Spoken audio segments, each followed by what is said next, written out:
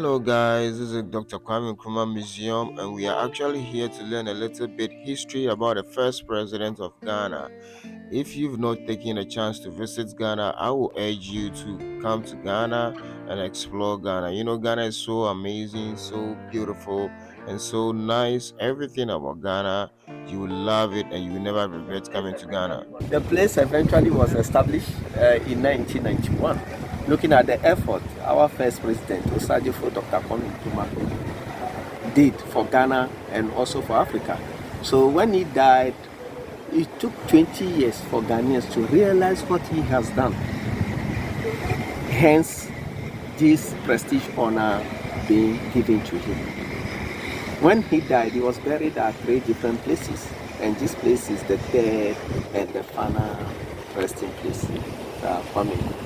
So during the colonial days, this place used to be the British old polo grounds. The polo grounds where they were exercising the aristocracy.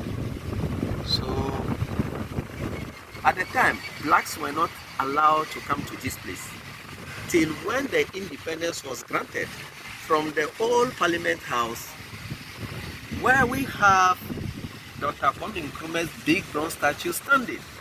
Was the exact spot he stood and made the first Ghana's independence speech. So that's why when he died and gone 20 years later after his death, the same place has been converted to where his remains has been finally buried. So he was our leader till 1966, when his government was ousted in a military coup d'etat. He was not even in Ghana when the coup took place. He left the shore of this country on a peace mission in Vietnam.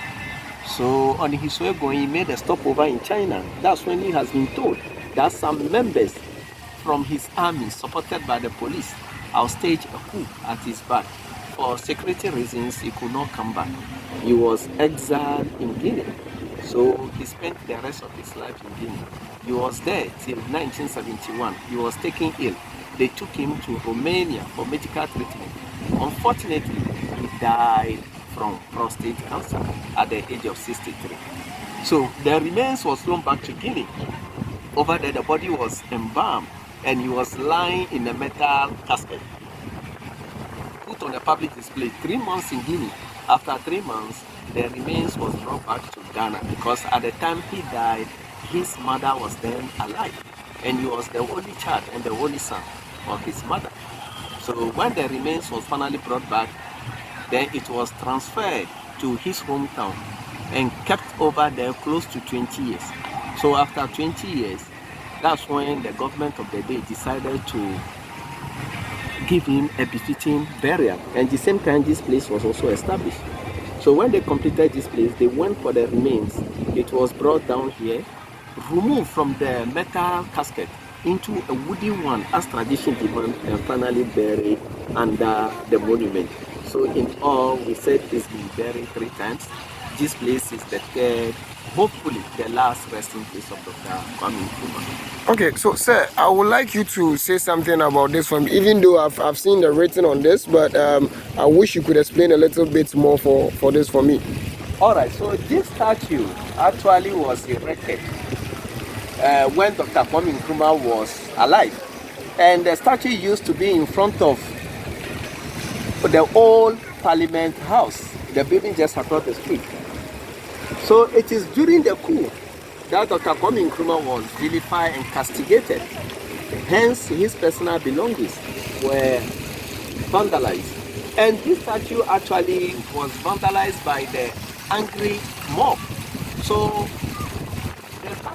the body of the statue was even missing, refound 9 years after the coup by the Museum and the Monument Board of Ghana, and it was placed at the National Museum, but it was on loan to the park here in 2008. That's why it was left in that state.